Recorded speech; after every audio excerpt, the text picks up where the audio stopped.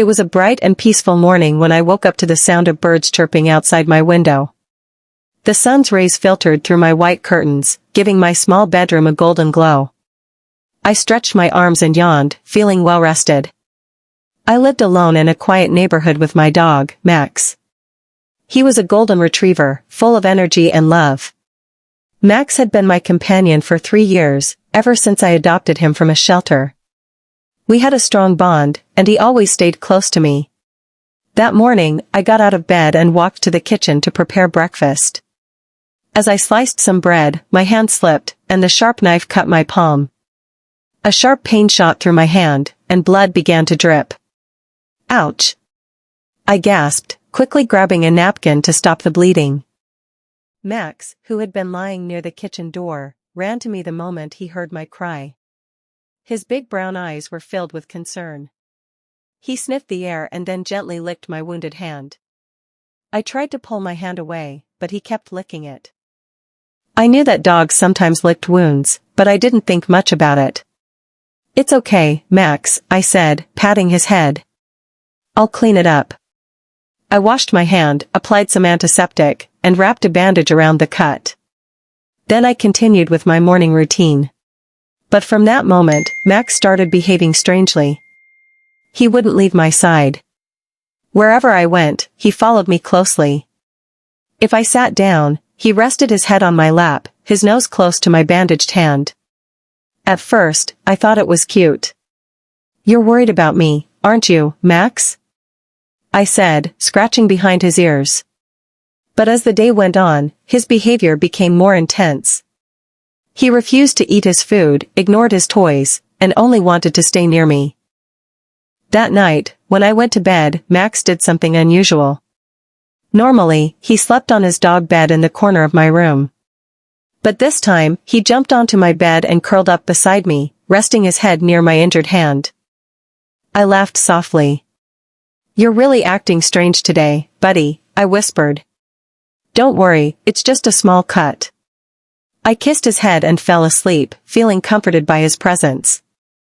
The next morning, I woke up to find Max staring at me with a worried expression. When I sat up, he immediately sniffed my hand and licked my bandage again. I sighed. "Max, stop. It's fine." I changed the bandage and went about my day, but Max still wouldn't leave me alone.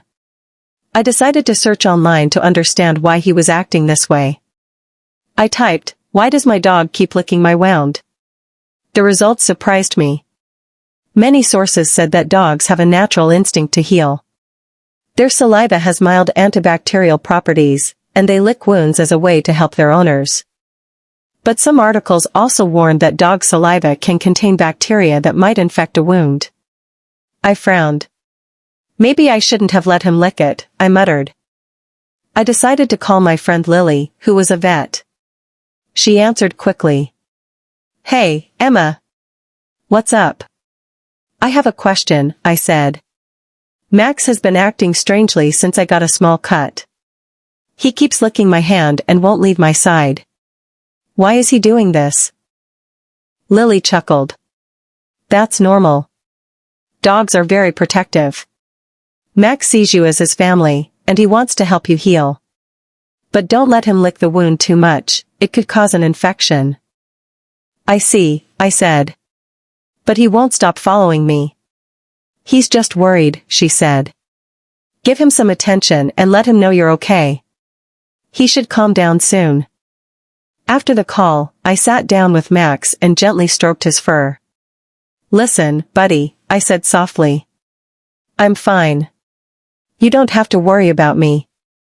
He looked at me with big, sad eyes and licked my cheek. Over the next few days, Max remained extra protective. If someone knocked on the door, he barked loudly, as if trying to guard me. If I left the house, he waited by the door, restless until I returned. I realized how deep our bond was.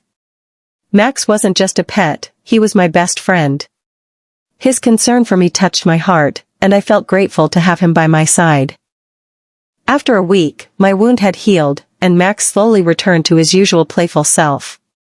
He no longer followed me everywhere, but he still checked on me often. One evening, I sat on my couch, watching TV, while Max lay beside me. I stroked his fur and smiled. "You're the best dog ever, Max," I whispered. He wagged his tail and nuzzled his nose against my hand. I realized that his love and loyalty were priceless. He had been there for me, protecting me in his own way. That night, as I lay in bed, Max curled up beside me again. I didn't mind anymore. I knew he just wanted to make sure I was safe. Sometimes, love doesn't need words. Max had shown me, in his own way, how much he cared. I wrapped my arms around him and drifted off to sleep, feeling comforted by his warmth. From that day on, I appreciated Max even more. I knew that no matter what happened, he would always be there, watching over me, loving me, and making sure I was okay. It had been a week since my small accident in the kitchen, and Max was still acting strange. Though my wound had healed, he remained unusually close to me. He followed me from room to room, always watching me with those big, worried eyes. Every morning, I woke up to find him staring at me. It was sweet but also a little unsettling. "Max, I'm okay," I told him, rubbing his soft golden fur. He wagged his tail but still refused to leave my side. Even when I went to the bathroom, he waited outside the door. When I cooked, he sat near my feet, watching my every move. If I tried to go outside without him, he barked and scratched at the door. I started to wonder, was this normal? I knew dogs were protective, but Max had never acted like this before. It was as if he believed I was still in danger. I decided to take him to the park, hoping fresh air would help him relax. But even there, he stayed close, ignoring other dogs. Whenever I moved, he moved too. If a stranger walked past, he stepped in front of me like a guard. "Max, come on. Go play," I encouraged, pointing to a group of dogs chasing a ball. He glanced at them but didn't move. He just sat next to me, his eyes scanning the park as if he was protecting me from something unseen. That night, I called Lily again. "Hey, my dog is still acting weird," I told her. "It's been a week, and he won't leave me alone. What should I do?" Lily sighed. "It sounds like he's developed separation anxiety or is deeply attached to you because of your injury. Did something else happen recently that might have scared him?" I thought for a moment. "No, just the kitchen accident. Sometimes small things can trigger a strong emotional response in dogs," she explained. "They can sense when something is wrong with us. Have you been stressed or upset lately?" I hesitated. Maybe I had been feeling lonely without realizing it. I worked from home, and Max was my only real companion. Maybe he could sense my emotions. Lily continued, "Try giving him extra attention, but also encourage independence. Take him on walks, play with him, but also give him space." The next day, I tried Lily's advice. I played fetch with Max in the backyard, gave him belly rubs, and let him rest beside me. But when I stepped away, he whined and followed me again. I even tried leaving the house for a short time, hoping he'd calm down. But when I returned, he greeted me as if I'd been gone for years, jumping, barking, licking my hands nonstop. As the days passed, his behavior didn't change. If anything, it got worse. He started sleeping at the foot of my bed, always keeping one eye open. At night, I sometimes woke up to find him staring at me. One evening, while watching TV, I absent-mindedly touched my healed wound.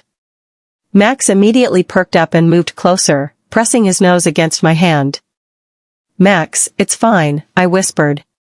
But he wouldn't relax. He nuzzled his head against my palm, letting out a soft whimper. I sighed. "What is it, boy? What are you trying to tell me?" Suddenly, I felt a strange shiver down my spine. An uneasy feeling crept over me. It was almost like Max was sensing something I couldn't. That night, as I lay in bed, I thought about everything. Dogs had strong instincts. Maybe Max wasn't just being overprotective, maybe he had a reason.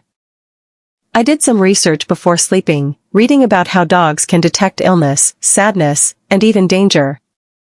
Some stories talked about dogs sensing medical issues before humans even knew about them. A crazy thought crossed my mind. What if Max was sensing something about me? The cut had healed fine, but what if something else was wrong? I hadn't been feeling sick, but Max's behavior made me nervous.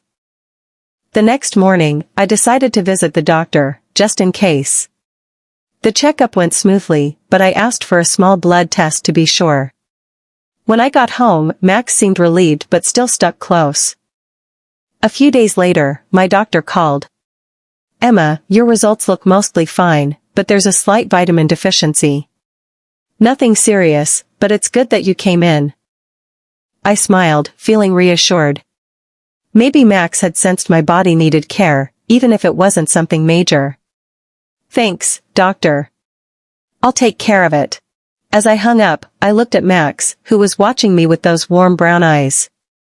I knelt down and hugged him tightly. "You're amazing, Max. You really are my guardian angel." From that day on, I learned to trust Max's instincts more. Maybe he wasn't just being clingy, maybe he truly knew when I needed him. And I was lucky to have such a loyal, loving friend by my side.